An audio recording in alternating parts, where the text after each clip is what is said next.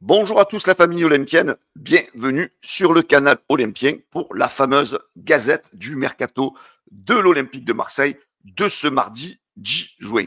Voilà, vous en êtes très fans, vous êtes beaucoup à m'envoyer des messages d'encouragement, voilà, vous êtes beaucoup à la suivre. Hier, ça a cartonné, hier la gazette a cartonné, ben, j'espère qu'aujourd'hui, ça sera de même.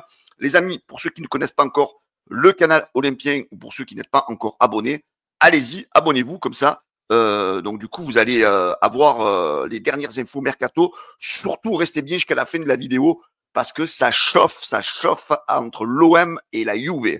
Alors, avant de commencer cette gazette, les amis, n'oubliez pas, on va développer ce soir avec Jérôme, bien sûr, le mercato de l'Olympique de Marseille. Ce soir, on vous donne rendez-vous à 21h30 et justement, on va un petit peu développer, on va dire, cette fusion entre l'Olympique de Marseille et la Juve. Allez, on va tout de suite attaquer cette gazette de ce mardi. Allez, c'est parti, on va se placer dans l'angle et on envoie les informations. Voilà, hier avant de commencer cette gazette, rapidement, je vais vous parler d'une petite interview qu'a accordé Adrien Rabiot hier à The Athletic. Donc le joueur, voilà, par ses dires, nous confirme quand même qu'il est bien à l'Olympique de Marseille et que je pense on peut se rassurer sur sa présence à l'OM la saison prochaine.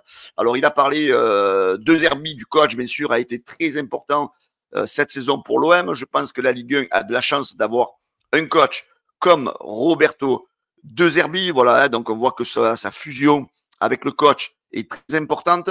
Derrière, il insiste donc sur la façon de travailler du coach. Il travaille énormément sur le plan tactique. Il passe ses journées au centre d'entraînement du matin au soir. Il est fou de foot.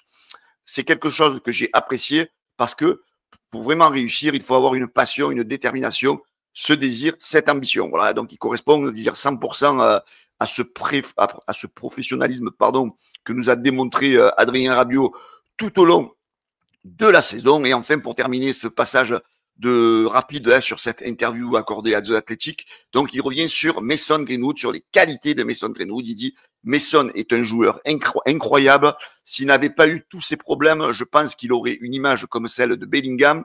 Mason serait la star parce que c'est un joueur exceptionnel. Il peut marquer du pied droit comme du pied gauche. Il a une frappe exceptionnelle. Il sait dribbler. On a beaucoup de chance de l'avoir. Quand il est vraiment concentré, il fait de très grandes choses. Voilà, il est revenu sur les capacités du joueur et sur ses faiblesses par rapport à la concentration qu'il a eue cette saison. Et on espère sur cette deuxième saison que Greenwood sera au rendez-vous à 100% du temps, parce que c'est vrai, bon, il a eu des petits passages à vide, mais quand même, pour une première saison, finir premier buteur ex aequo, c'est déjà pas mal. Ça faisait longtemps qu'à l'OM, on n'avait pas de tels attaquants. Allez les amis, on attaque cette page Mercato, cette gazette Mercato, avec Ismaël Benasser. On en avait déjà parlé. L'OM donc ne veut pas lever l'option d'achat. On sait que le club voudrait le garder, mais il y a quand même des hésitations par rapport à l'état physique, par rapport aux blessures du joueur. Et voilà, a priori, le Milan AC serait à l'écoute d'une éventuelle, selon 86 Longo, serait à l'écoute de l'Olympique de Marseille par rapport à certains doutes. Et les deux clubs, justement, seraient en train de négocier ensemble une éventuelle deuxième saison de prêt. Alors c'est vrai que quand on regarde un petit peu, les amis, l'historique des blessures d'Ismaël Benasser, on comprend un petit peu les hésitations du board de l'Olympique de Marseille, avec quand même des grosses blessures, beaucoup d'absences chaque saison. Là, on va faire un petit peu le bilan. Vous voyez le bilan des absences de Benasser donc sur les saisons complètes. Donc, vous voyez qu'une saison sur deux, il a vraiment des grosses occurrences d'absence. Voilà, en 2020-2021, 133 jours d'absence, 21-22, 24 jours, 22-23, 237 jours, 23-24, 24 jours, et la saison dernière, 127 jours d'absence, bien sûr, avant qu'il vienne à l'Olympique de Marseille. D'ailleurs, il a eu une blessure aussi à l'OM. Donc voilà, ça fait une année sur deux, ça fait une saison très compliquée. Alors là, si on est un petit peu sur une logique, donc normalement la saison prochaine devrait être une saison avec pas beaucoup de blessures. Mais voilà, l'OM, franchement, on comprend les hésitations du physique du joueur. Donc on ne remet pas en cause les qualités du joueur, mais surtout, voilà, ses capacités physiques. et on comprend pourquoi l'Olympique de Marseille est hésitant par rapport à ce joueur. Les amis, vous êtes sur la Gazette du Canal Olympien, la Gazette de l'OM, bien sûr, la Gazette Mercato. N'hésitez pas à vous abonner, n'hésitez pas donc à commenter surtout la vidéo, c'est très important. J'essaye d'être réactif avec vous dans les commentaires. Allez, on continue cette Gazette, les amis, avec Mathis Ablin. Donc voilà, en plus que le dossier est compliqué, là, on apprend que des clubs anglais rentreraient en lice pour éventuellement recruter le jeune attaquant nantais. En effet, a priori, Sunderland, Burnley et Brentford se seraient mis en contact avec l'entourage du joueur. On sait que l'OM avait fait une deuxième offre à 15 millions d'euros qui avait été refusée par les dirigeants nantais. On sait que le président Kita nantais est très compliqué dans les négociations. Lui, il blase plutôt le transfert du joueur autour de 20 millions d'euros minimum. Donc voilà, donc pourquoi ce dossier semble devenir complexe pour l'Olympique de Marseille. Alors on ne remet pas bien sûr en doute les qualités du jeune attaquant nantais, mais c'est vrai, mettre au-delà de 15 millions d'euros, ça serait quand même prendre beaucoup de risques du côté de l'OM.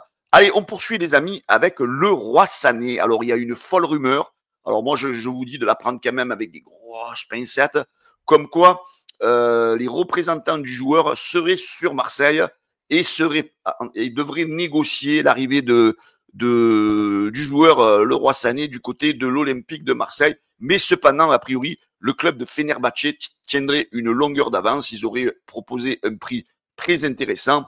Mais voilà, du côté de l'OM, on n'abdique pas, a priori. On essaye, selon les rumeurs, d'enrôler le joueur. C'est vrai que c'est un joueur qui serait vraiment, si on prend sur le plan sportif, quelque chose de très très intéressant pour l'Olympique de Marseille. C'est un joueur, malgré le fait qu'il n'ait pas été non plus très souvent dans le 11 de départ du Bayern de Munich, a été quand même un joueur très très très prolifique.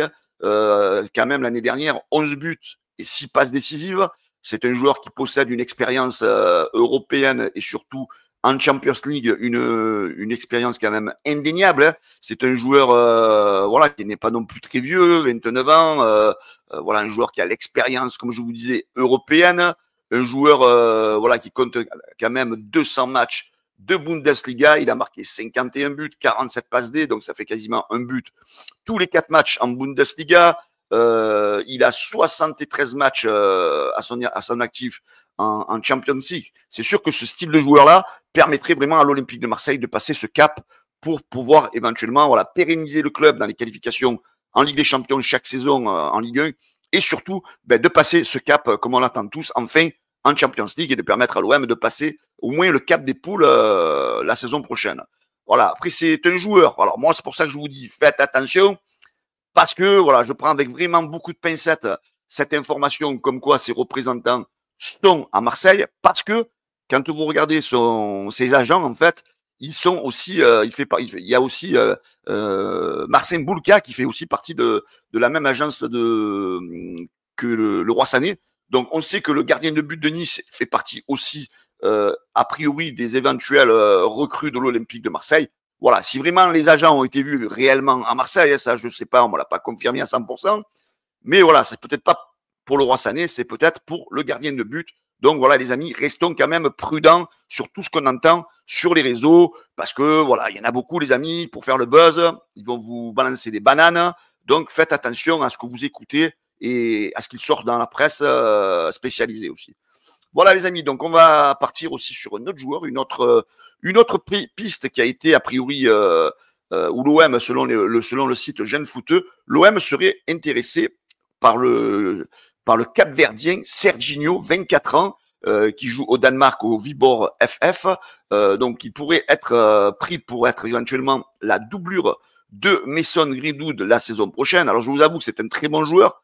Voilà, j'ai vu quelques vidéos de sa part. Après, bon, il faut toujours se méfier des vidéos, hein, comme vous le savez. Mais ça a l'air d'être un excellent dribbleur. Alors, il n'est pas forcément buteur, mais c'est un excellent passeur. Hein, donc, quand on regarde un petit peu ses statistiques, alors c'est un joueur déjà, les amis, qui ne coûte pas forcément très cher. Hein, c'est un joueur qui est autour de 1,7 million d'euros. J'ai presque envie de vous dire, vu cette somme, et ça se tente, hein, parce qu'on ne prend pas non plus énormément de risques. Hein. Il est d'origine portugaise, il a la nationalité capverdienne, comme je disais, c'est un beau gabarit, 1m83. Il n'a pas forcément été non plus à Vibor un titulaire incontestable sur le 11 de départ, 64% du temps. Il a joué 16 matchs et sur 16 matchs, il a quand même mis 3 buts et surtout fait 13 passes décisives. C'est pour ça que je vous dis, c'est un excellent passeur et pourrait faire éventuellement pourquoi pas un bon remplaçant de Greenwood lors de la Ligue 1, lors des matchs de coupe, quand l'OM aura besoin de faire souffler son attaquant vedette. Voilà, donc comme je vous disais, voilà, il est en contrat jusqu'en juin 2026 avec le Vibor. Il peut jouer soit ailier droit, soit ailier gauche. Voilà, il a une polyvalence sur les deux côtés. Alors c'est un joueur donc qui a été formé donc au Portugal. Et il a fait partie de plusieurs sections de Benfica, les U17, les U19, les U15, les U23. Ensuite, il est parti à Estoril et de Estoril, il est parti au Vibor. Voilà, donc c'est sûr qu'il n'est pas non plus dans un championnat, on va dire, outstanding. Mais voilà, on ne sait jamais que sur des championnats nordiques, souvent on peut aller chercher souvent des bons joueurs. Vu la somme, pourquoi pas. 1,7 million, c'est pas non plus, comme on dit, la mer à boire du côté de Marseille. Allez, on continue les amis. Alors la piste Truffert, donc vous le saviez, donc c'était une piste possible pour l'Olympique de Marseille. Mais en fait, Truffert va s'engager avec Bournemouth. Oui. Le joueur aurait conclu un accord avec le club pour le signer. Donc les deux clubs devraient se mettre en relation. Et a priori, la visite médicale serait prévue pour les prochains jours. Donc, une piste de plus qui s'écroule pour l'Olympique de Marseille avec Truffert, donc en direction de Bournemouth. Tout ça, ça veut dire que, bien sûr, Quentin Merlin, qui faisait partie des pistes de Bournemouth, ben, ça tombe à l'eau, on va dire. Hein. Donc, cette piste-là pour Quentin Merlin tombe à l'eau. On sait que l'Olympique de Marseille donc, a le désir de se séparer du joueur qui n'a pas performé de manière incroyable à l'Olympique de Marseille. Donc, voilà, affaire à suivre pour le dossier Quentin Merlin également. Alors, on poursuit justement avec la Juve. La Juve, là, ça chauffe, les amis. Ça chauffe avec la Juve parce que vous le savez, depuis hier, on entend que Balerdi intéresse Igor Tudor. Igor Tudor fait tout pour nous voler Léo Balerdi. Mais on sait que l'OM ne veut pas le vendre. Ça va être compliqué. Mais a priori, il y aurait une info selon le journaliste italien Giovanni Albanese, comme quoi le joueur argentin, éventuellement, ne serait pas contre un départ vers un grand club et surtout avec un ancien coach comme Igor Tudor. On sait que les deux hommes s'entendaient bien. Donc, ça laisse planer un petit peu le doute, mais on sait voilà, que l'OM ne veut pas lâcher. Peut-être que l'OM joue le ralenti, parce que l'OM, alors à un moment donné, on parlait de 50 millions, après on parlait de 30 millions, mais l'OM veut sortir une grosse somme de Léo Balerdi. Après, on sait que Medina, normalement, doit venir à l'OM. Alors, je ne vois pas Medina venir en cas de départ. S'il vient, Medina, je pense qu'il vient parce qu'il sait qu'il y a ses collègues, son collègue Balerdi. Donc voilà, donc je suis un petit peu mitigé sur ces informations-là. Igor Tudor donc pousserait pour Léo Balerdi. Et a priori, donc selon la Gazzetta dello Sport, la Juve serait prêt à proposer des joueurs en échange.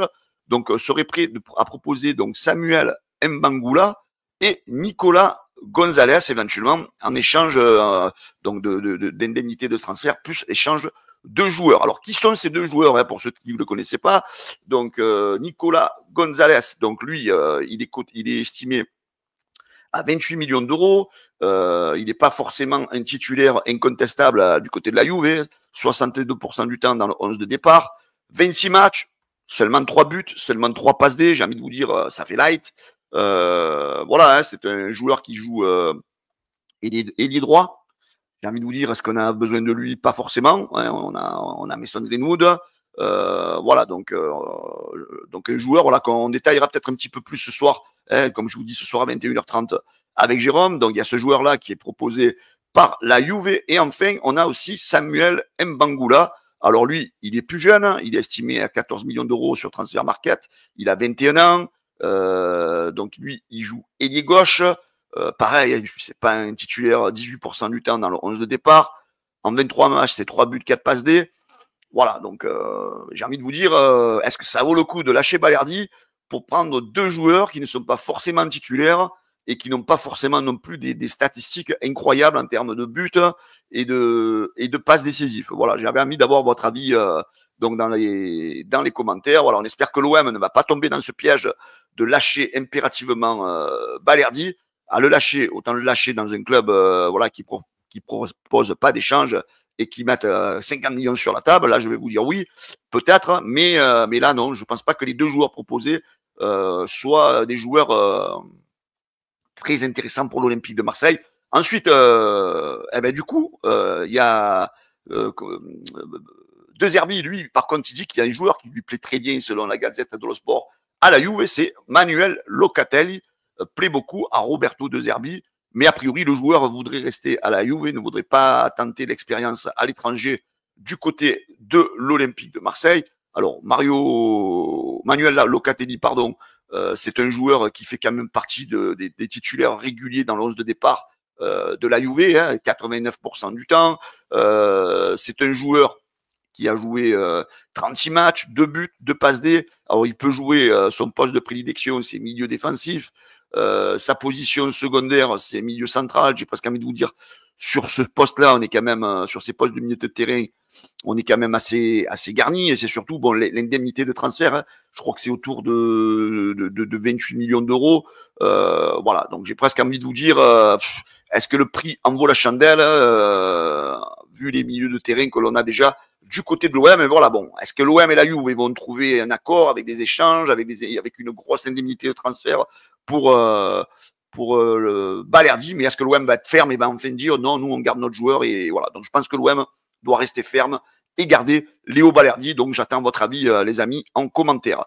Voilà, les amis, cette gazette est terminée. Donc, comme je vous le disais tout à l'heure, rendez-vous ce soir, 21h30 sur le canal Olympien. Je serai avec Jérôme pour le live Mercato et Actu de l'Olympique de Marseille. Alors, ce live sera composé de 2 parties. Dans une première partie, je ferai avec Jérôme un petit peu le bilan de qui on garde, de qui on fait partir. Et dans la deuxième partie, les amis, on enverra de l'info Mercato. Donc, on espère que vous serez nombreux. Les amis, merci d'avoir suivi cette gazette matinale. Pensez, les amis, à vous abonner, liker, partager. Je vous dis rendez-vous à ce soir, 21h30. Ciao, bonne journée à tous les amis. Bye bye.